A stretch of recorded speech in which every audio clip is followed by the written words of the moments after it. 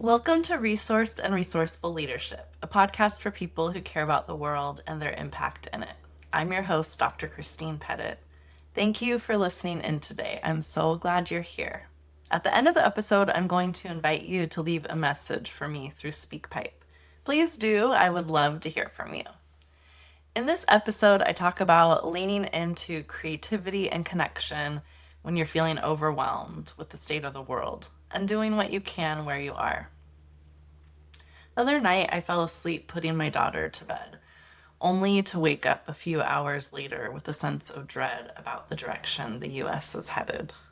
The political realities, coupled with the barrage of bad news and information overload on social media, had kind of finally frayed my nerves beyond what has become normal.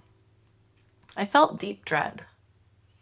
I don't think this is an outsized response to what we're seeing and living through right now, but I also know it's not healthy for me to stay in this frayed state. And certainly not staying there alone scrolling through social media.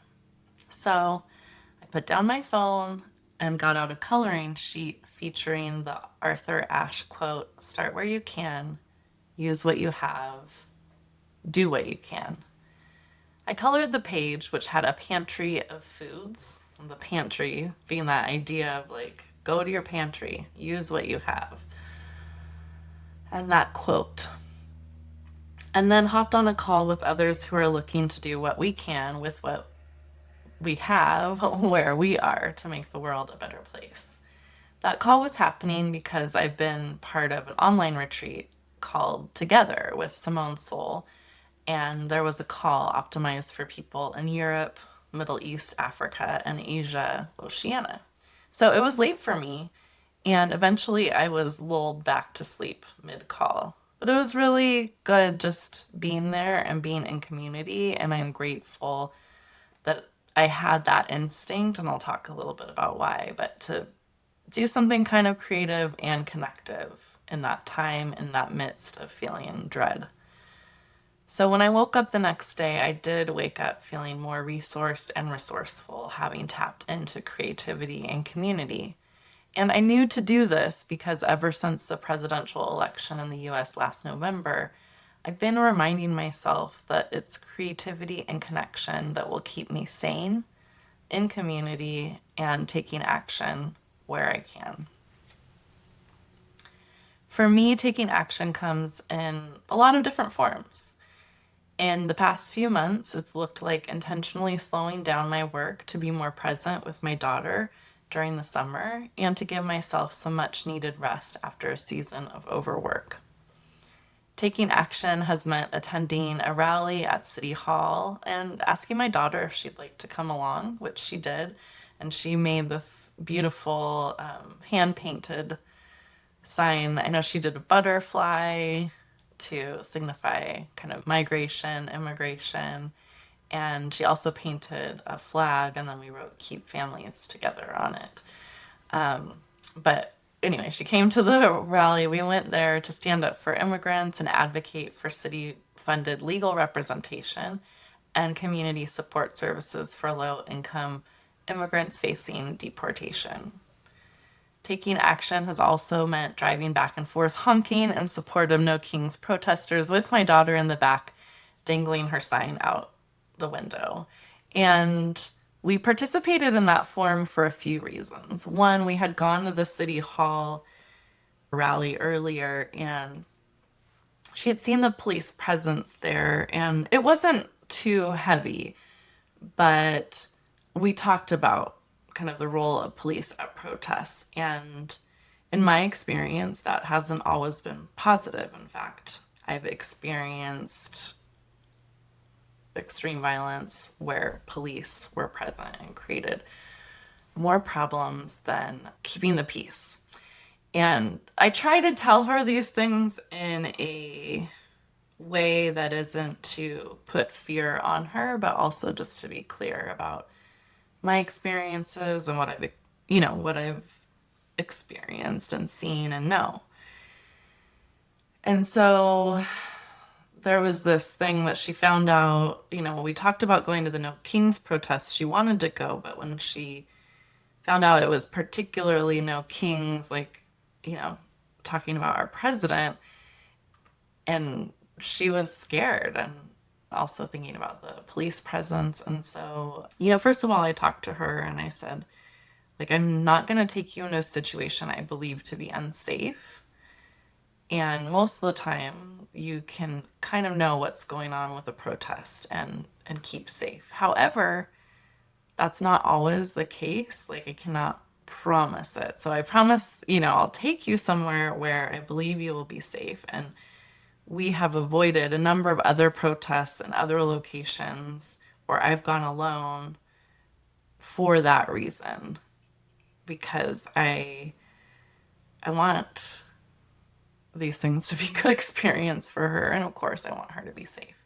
And so I tend to focus on things that are smaller in my local community. And from what I could see, the No Kings protests in our community was really good. It was really positive.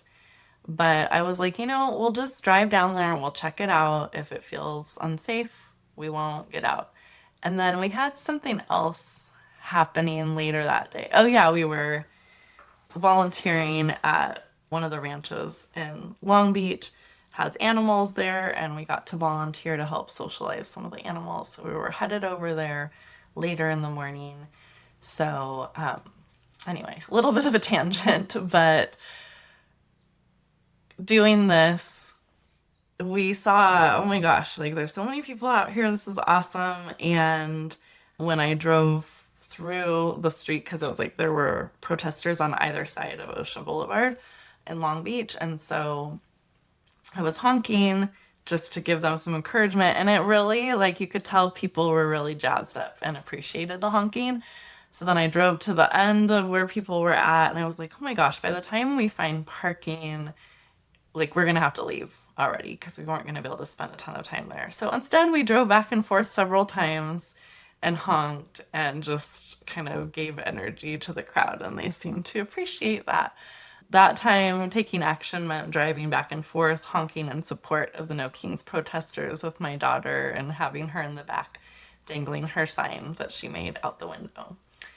Something that's important to me, too, that you might hear in that story is not forcing my daughter to be part of actions that she doesn't want to. But inviting her, encouraging her, and making it safe. And everyone's going to have a different kind of line around that. I think some people don't feel safe taking their kids at all. Others are like, hey, we're going to go be in the middle of it, whether you want to or not.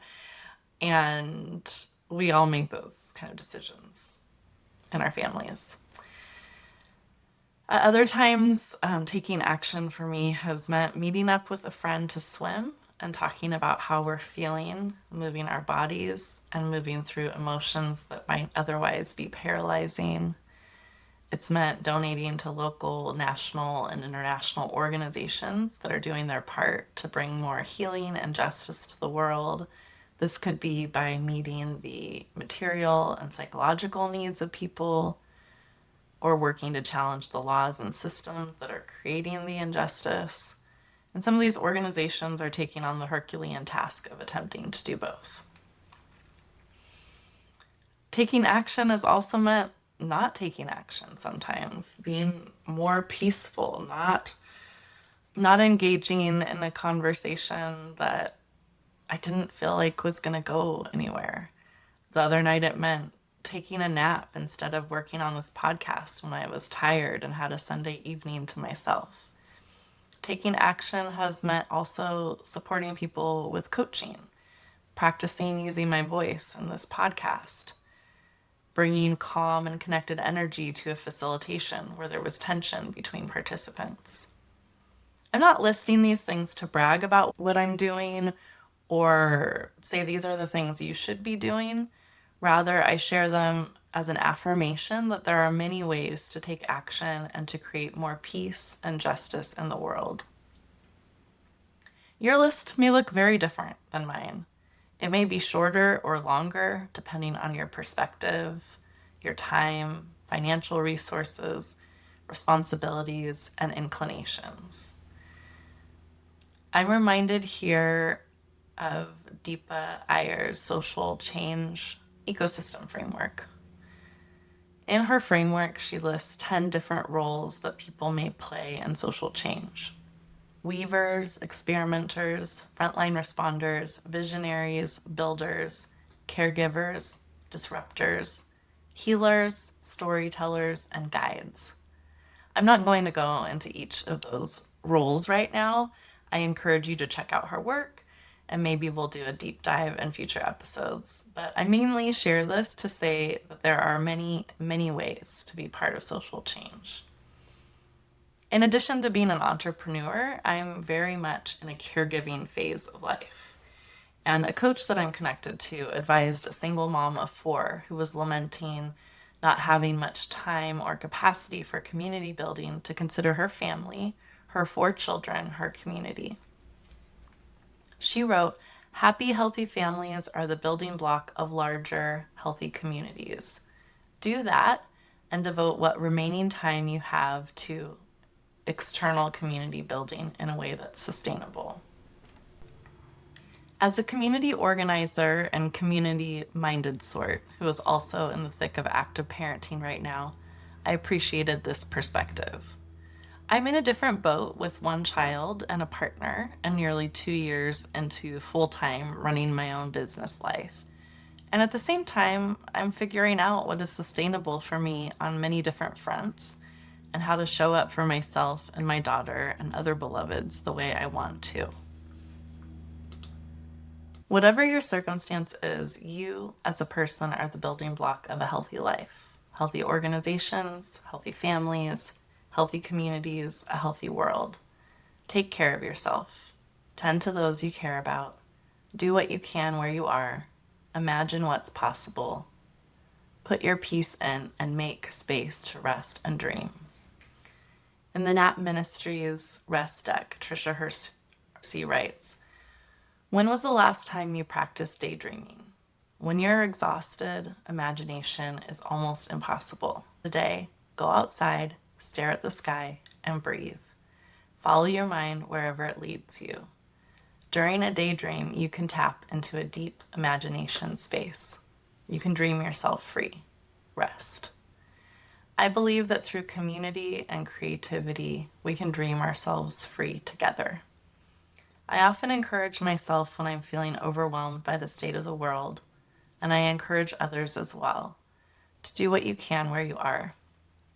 I realized that I probably derived this from a Desmond Tutu quotation where he says, "Do your little bit of good where you are." It's those little bits of good put together that overwhelm the world, as well as the Arthur Ashe quote on the coloring page that I mentioned earlier. If you're listening and have the desire and ability to get more involved in your community and issues you care about, but are not sure where to start, here are some things to consider. In order to do what you can where you are, first you got to find out where you are. What are the movements happening in your community? Where can you take action around the issues that you care about? Are there key organizations that you can get involved in? And from there, how do you want to contribute? How can you? Are you a writer? Are you someone who's willing to knock on a door or pick up a phone? Can you help fundraise? Can you tell your story? Can you write a poem or song that inspires action or connection? What are the ways you can contribute? You definitely have a way. And for those who have already found your place in community work, I encourage you to make space for others and all their diversity, eagerness, and human imperfection. And give yourself the same grace to learn and grow and be. Social change starts with us and with the people we interact with every day. How are you treating yourself, your friends, family, your partner, children? How are you treating the people you work with every day? If you're an organizational leader, what can you do to make the lives of the people you work with better? Can you advocate for or approve of better pay and working conditions? Can you encourage collaboration? Help people have better skills around communication and navigating conflict? Can you improve those skills yourself? Okay. That's probably enough questions for today. Just like I talked about in the last episode, start with one tiny imperfect next step. Take a sip of water, text a friend to check in, go outside and look at the sky, Google an issue you care about. Whatever it is, start small, start now. The weight of the world is not yours to carry alone. Like Arthur Ashe said, start where you can, use what you can, use what you have, do what you can. See, imperfection. Thank you for listening. If you want to hear more of the Resourced and Resourceful Leadership podcast, please follow or subscribe to the show wherever you like to listen or watch your podcasts. To support the show, please leave a 5-star review and share the show with a few people who you think would appreciate it. And please check out the link to SpeakPipe in the show notes. I'd love to hear what stood out to you from this show or topics you'd like me to cover on future episodes. Thanks again and take good care.